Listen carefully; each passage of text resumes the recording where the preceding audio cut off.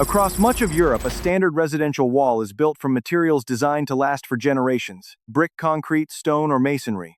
These materials do not burn the way wood burns. They do not become food for termites. They do not turn a family's largest investment into something that constantly needs protection from moisture, insects, and time. The United States is a very different story. In 2024, 94% of completed new single-family homes were wood-framed, 2x4s, plywood, oriented strand board. A family can sign a 30-year mortgage and spend the largest amount of money in its lifetime on a structure made from the same basic material termites eat and beavers build with. That does not mean wood is useless. Wood is light, fast, flexible, and efficient, but it raises a serious question. Why does the richest housing market on Earth still treat wood as the default structure for long-term wealth? If you think the answer is simply because America has more forests, you have already fallen into the trap of a massive industrial system. The real answer is path dependence, an old decision that became a national machine, quietly turning the American home from a permanent asset into a liability that must be repaired, insured, refinanced, and rebuilt again and again. The forest explanation is not wrong. It is just incomplete. Before European settlement, forests covered about 1 billion acres of what became the United States, roughly half of the land area. For early settlers, wood was not just a material. It was the path of least resistance. It was nearby. It was workable. It did not require a kiln, a quarry, a mason, or a long supply chain. A tree could become a wall faster than brick could become a house. In a young country obsessed with speedland, expansion, and survival that mattered. But Europe also had forests. Europe also built with timber. Medieval towns used wood for houses, fuel tools, ships, workshops, and daily heat. Then pressure changed the system. Forests were cleared for agriculture, consumed for fuel, and used for industry and shipbuilding. By the late medieval and early modern periods, timber became expensive, scarce, and politically important. So Europe moved toward heavier materials: brick, stone, masonry, and later concrete. Once that habit entered the culture, it became normal. A house was not supposed to be quick. It was supposed to stand. America took a different turn in the 1830s with balloon framing. This was not just a building technique. It was an industrial shortcut. Traditional timber framing required heavy beams, skilled joinery, and experienced craftsmen. Balloon framing used long, light wooden studs, standardized lumber, and nails. Chicago became one of its early proving grounds, with many accounts pointing to an 1832 warehouse as an early example. That changed the meaning of construction. Building a house no longer had to feel like masonry, where a trained craftsperson slowly stacked mass compression and permanence into place. It became closer to an assembly line. Cut the lumber, stand the studs, nail the frame. Repeat. Speed replaced mass. Labor replaced apprenticeship. A frontier technology became a national habit. And once Americans learned to build fast with wood, the question stopped being, what lasts longest?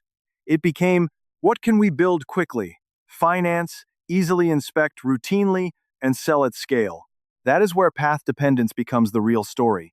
Imagine a road built through a forest 300 years ago. At first, people used it because it was easy. Then, stores opened along it. Then, towns formed around it. Then, maps, laws, banks, insurance, and jobs were organized around that road. After a while, the road is no longer just a road. It becomes the system. Even if a better route exists, changing direction means rebuilding everything attached to the old one. That is what happened to American housing. Wood did not remain dominant only because it was available. It remained dominant because the entire construction economy learned to move around it. Start with the supply chain. Lumber is light, standardized, and easy to move across states by truck. A bundle of studs can travel cheaply, unload quickly, and fit neatly into the schedule of a suburban building site. Brick, concrete block, and masonry are heavier. Weight changes everything. It changes fuel costs, storage equipment, delivery, timing, and profit margin. Then comes labor. America has a massive workforce trained around carpentry, framing, roofing, drywall, and fast residential construction. Masonry is different. It is slower. It requires more apprenticeship, more precision, and more experienced hands. A developer trying to build dozens of houses does not choose the strongest wall in theory. He chooses the wall that the available labor force can build on time. Then come building codes and inspections. Local inspectors are deeply familiar with wood framing.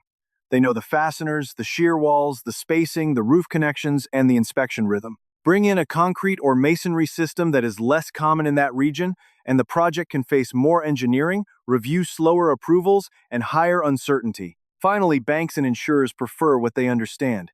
Mortgages, appraisals, replacement cost models, and insurance assumptions are already built around the standard American house. So the system does not need to ban brick homes. It only needs to make them slower, stranger, more expensive, and harder to finance. That is the genius of path dependence.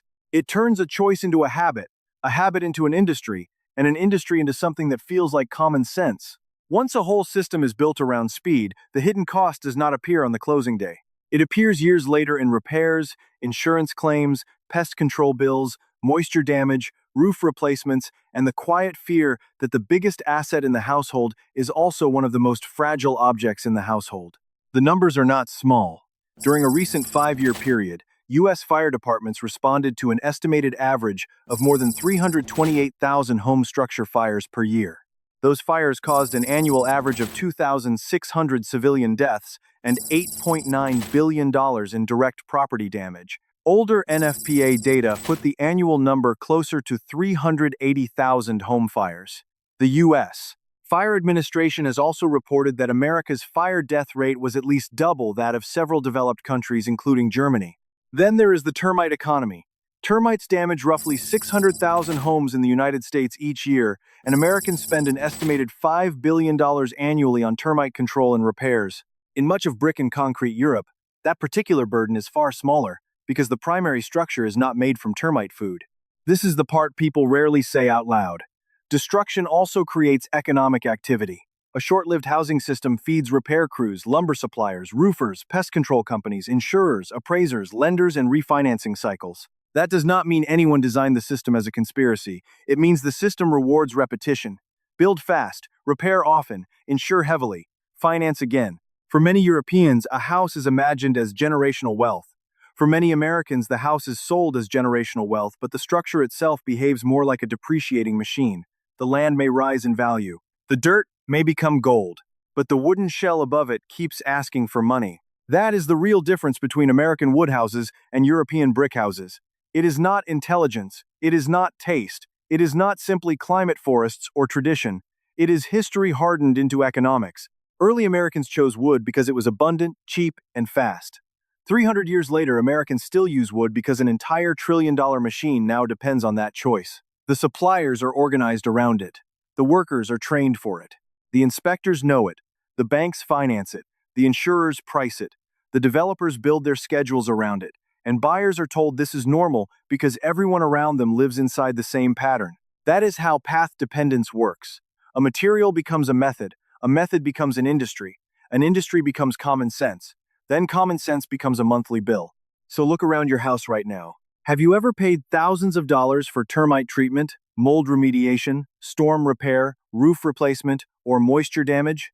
Would you rather pay more upfront for a heavier, longer-lasting structure or keep living inside a system that makes repairs feel inevitable? Tell me in the comments. If you live in America, would you choose brick or wood for your next house?